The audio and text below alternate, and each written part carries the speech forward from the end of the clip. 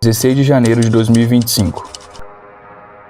Neste momento, o presidente da República sanciona o PLP número 68, que regulamenta a reforma tributária.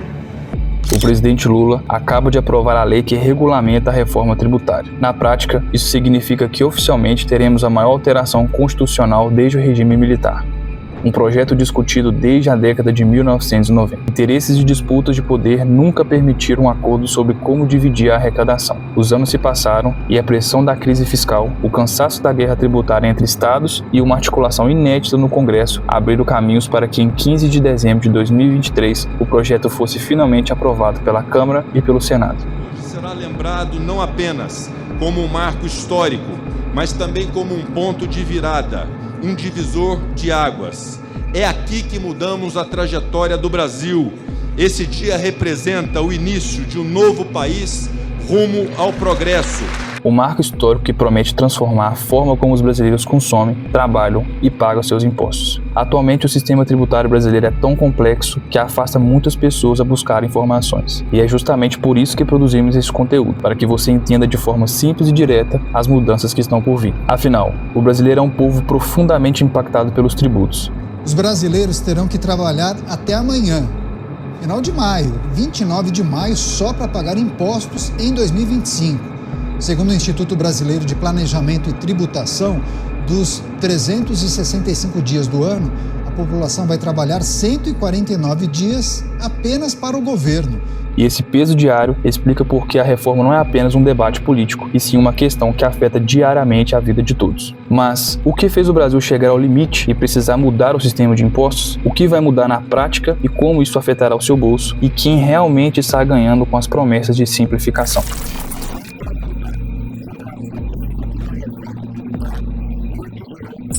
É por isso que eu tenho dito que nós vamos ter que fazer uma reforma tributária. Para fazer as reformas necessárias para que o país saia dessa crise e volte a crescer. O Brasil tem pressa.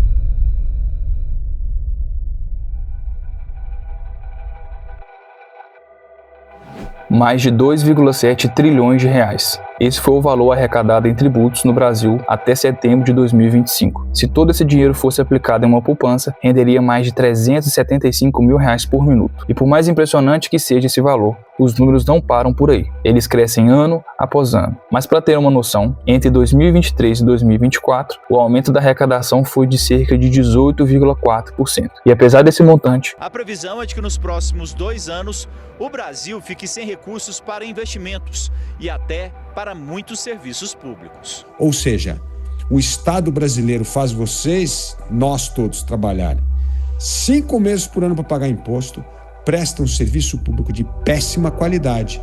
E agora, você vai gastar os próximos 5 meses para contratar serviços privados para compensar o fracasso e a péssima qualidade do serviço público. Enquanto o país se aprofunda em dívidas e os serviços básicos continuam precários, seria óbvio se questionar: aonde está todo o dinheiro? A Polícia Federal revela a disparada dos valores desviados. Só no ano passado foram mais de 29 bilhões de reais. A Polícia Federal investiga o desvio de mais de 50 milhões de reais do Fundo da Educação Básica, o Fundeb. Ele acaba de cair no índice de percepção da corrupção em 2024. O Brasil conseguiu registrar a pior nota e colocação desde o início da série histórica. Eu tenho chegado à conclusão que, de fato, o principal problema do Brasil é a corrupção.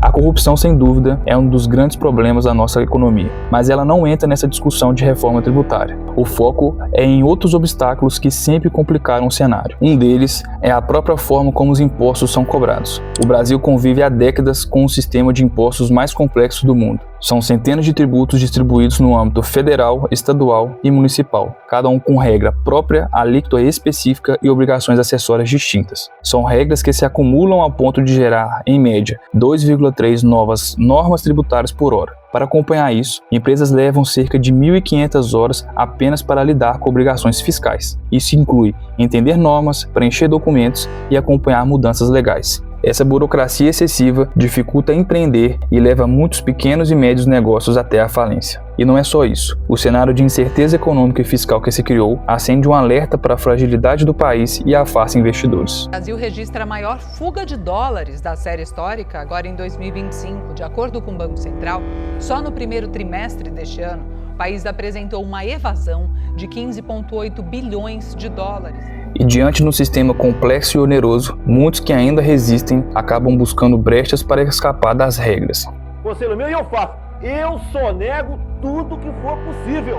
Soneguem o máximo que puderem, né, sempre que tiverem uma oportunidade, e evitem colaborar ao máximo com o Estado. Um emaranhado que não só alimenta um nível de sonegação, mas também pesa sobre quem menos pode pagar, a população que mais consome os produtos básicos. Com isso, a reforma tributária chega para ser mais que uma mudança técnica nas normas e se torna uma estratégia econômica onde simplificar processos pode significar reduzir as margens de evasão fiscal e promover mais justiça social.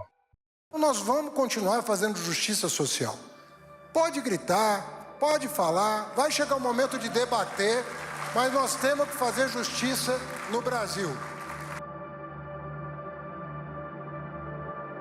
No Brasil, quase metade da arrecadação sempre veio do consumo, desde alimentos até serviços e produtos de maior valor. Em países desenvolvidos, a lógica sempre é diferente. A maior parte dos impostos vem da renda e do patrimônio, um modelo mais justo no qual quem ganha mais contribui mais. O Brasil cobra 2 vezes mais tributos sobre consumo e sobre serviço do que cobram sobre renda, baseado nos 38 países da OCDE, os 38 países mais ricos. E pensando nisso, a reforma tributária foi planejada para começar pelo consumo. Nós tínhamos que fazer uma reforma do imposto sobre consumo porque nós estamos no caos tributário.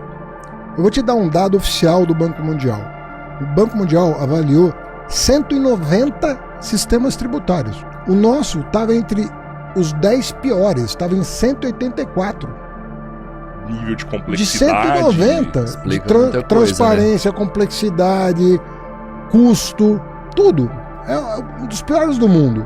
Pô, nós vamos saltar não sei quantas posições. Por isso, o Brasil se inspirou em um modelo de tributação usado em muitos países atualmente. O IVA, Imposto sobre Valor Agregado. Aqui ele será dual. Isso significa que teremos 2 tributos principais sobre o consumo. O IBS, Imposto sobre Bens e Serviços, que substitui o ICMS, cobrados pelos estados, e o ISS, cobrados pelos municípios. E a CBS, Contribuição sobre Bens e Serviços, que substitui IPI, PIS e COFINS, todos arrecadados pela União. Esse modelo tem foco na arrecadação de acordo com a região de consumo e não sobre a origem da produção. A lógica é bem simples. Ao retirar dos estados e municípios a autonomia para manipular sua própria arrecadação, evitam-se as disputas fiscais entre eles e fica mais fácil de aprovar uma alíquota unificada. Outra grande mudança está na não cumulatividade. Hoje, em cada etapa de produção de um produto ou serviço, os impostos incidem sobre o valor total, incluindo o que já havia sido tributário anteriormente. No novo modelo, a lógica muda. Cada etapa paga imposto apenas sobre o valor que se acrescenta ao produto, sempre descontando o que já foi pago anteriormente. Nesse sentido, a indústria, que na maioria das vezes tem etapas de produção, pode ser beneficiada. Isso pode significar produtos mais baratos para o consumidor e maior competitividade das empresas nacionais. Já o setor de serviços, em alguns casos, pode ser mais impactado, porque muitos serviços não têm etapa tributável e o principal custo é a folha de pagamento, que não gera crédito. Sendo assim, o impacto para o cidadão vai depender do tipo de consumo. A alíquota total estimada ficará entre 25% e 27% para a maioria dos bens e serviços, exceto alguns setores essenciais que terão isenção ou alíquota reduzida.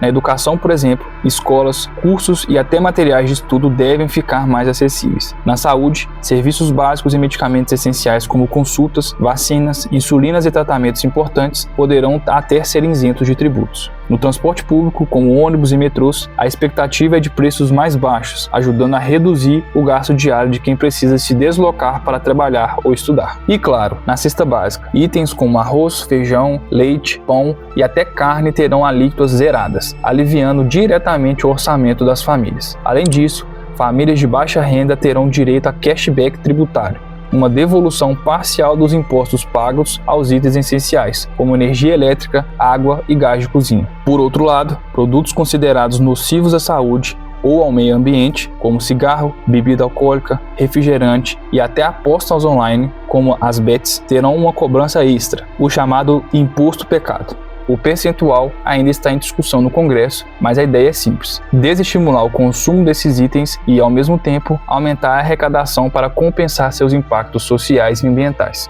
Então, se você gosta daquela cervejinha no final de semana, é melhor preparar o bolso. Para tornar tudo mais transparente e organizado, não basta boa vontade, especialmente num país como o Brasil, onde o famoso jeitinho sempre encontra brechas para burlar o sistema. Mas a reforma tributária já prevê esse desafio e se prepara. O governo federal prepara um super sistema sem precedentes no mundo para operacionalizar o pagamento de impostos. Os detalhes estão no G1, e a gente tem aqui no telão, inclusive, que é uma plataforma tecnológica que vai tratar dos futuros tributos sobre o consumo que são previstos na reforma tributária, que foi aprovada pelo Congresso. E aí esse sistema vai ser 150 vezes maior que o do Pix. Neste ponto, o Estado passa a ter controle total sobre o que você consome, como consome e quando consome. Para as empresas, isso representa mais que uma mudança fiscal. É praticamente um sequestro do caixa, já que os impostos serão retidos diretamente na transação. Mas a conta não para por aí. O controle também se estende ao que você tem. E é nesse ponto que entra o Drex, a moeda digital oficial do governo brasileiro. Um projeto que promete ser a maior revolução do sistema financeiro no país. Para acelerar o lançamento do Drex, a moeda digital brasileira, o Banco Central decidiu adiar o uso da tecnologia blockchain. Com isso, as primeiras funcionalidades já devem estar disponíveis ao público no ano que vem. Pode até parecer coincidência o alinhamento com o cronograma da reforma, mas não é.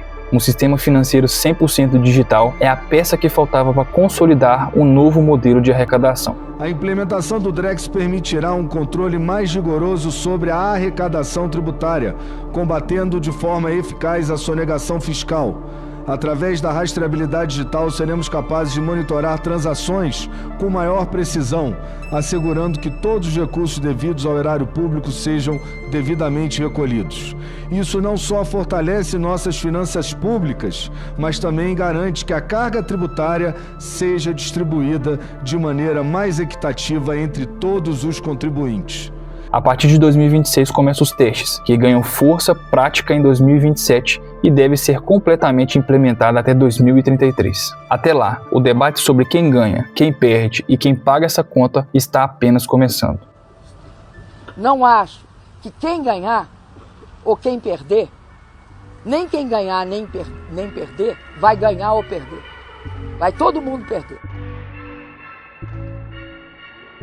Após novos cálculos, a equipe econômica do governo federal já passa a admitir que o Brasil deverá ter o maior imposto sobre valor agregado do mundo. Após discursos carregados de otimismo e promessas de mudança, somos confrontados com uma dura realidade. O Brasil continua entre os países com maior carga tributária sobre o consumo do planeta. A promessa de justiça social e simplificação não demora a desmoronar, revelando um sistema que segue cobrando muito e entregando muito pouco. Mas afinal, será mesmo uma transformação ou apenas uma farsa bem embalada no discurso governamental? O tributo ideal, a tributação sobre o consumo ideal é aquela descontaminada, simples, ampla, com o mínimo de exceções. E que, na verdade, justiça social nós não deveríamos fazer na ponta da receita, da arrecadação do sistema tributário. Nós deveríamos tentar fazer justiça social, sobretudo, na ponta do gasto. Arrecadar se tornou a saída diante do silêncio ensurdecedor de outras questões. Gastos fora da meta fiscal ultrapassam 300 bilhões no governo Lula III. Tesouro estima que a dívida pública pode chegar até 8,5 trilhões em 2025. Contas do governo têm déficit de 59 bilhões em julho, segundo o pior resultado para esse mês da história. Correios gastaram 38 milhões em patrocínios do governo Lula. Seria uma ótima solução, após 3 décadas de impasse, finalmente aprovar uma reforma tributária. Se não fosse pelo detalhe, o projeto também abre caminho para o controle total das operações financeiras, sob o pretexto de combater a sonegação e, de quebra, conquistar o apoio das classes menos favorecidas. Modelos de gestões centralizados com pretexto de justiça social já se mostraram seus riscos em outros países da América Latina. Muitos deles vivem hoje colapsos institucionais e democracias fragilizadas. Mas será que a simplificação realmente favorece o cidadão ou apenas fortalece mais o Estado brasileiro? pois é ele quem passará a ter acesso irrestrito às movimentações financeiras, maior poder de arrecadação e controle sobre o consumo. Enquanto isso, o cidadão continua arcando com uma das maiores cargas tributárias do mundo. A reforma apresentada como progresso parece ser mais uma manobra estratégica para manter o sistema atual respirando, mesmo às custas da liberdade, da transparência e da confiança pública. Todo mundo sabe, aliás, o ministro Haddad esteve ontem na residência oficial com os líderes e disse que a alíquota é para que o Estado tenha o suficiente de impostos arrecadados. Ora, para o Estado ter o suficiente de impostos arrecadados, tem que cobrir os déficits. Para cobrir os déficits, vai ter que tirar mais dinheiro do bolso do cidadão. Não tem outra saída, ainda mais do jeito que esse governo gasta. Gasta e rouba. Seu timing, seus métodos e seu silêncio revelam outra questão inevitável. Será esta a última cartada de um Estado que já não sabe como sustentar a própria estrutura? Se você gostou do vídeo, curta, se inscreva no canal e ative o sininho para não perder os próximos conteúdos.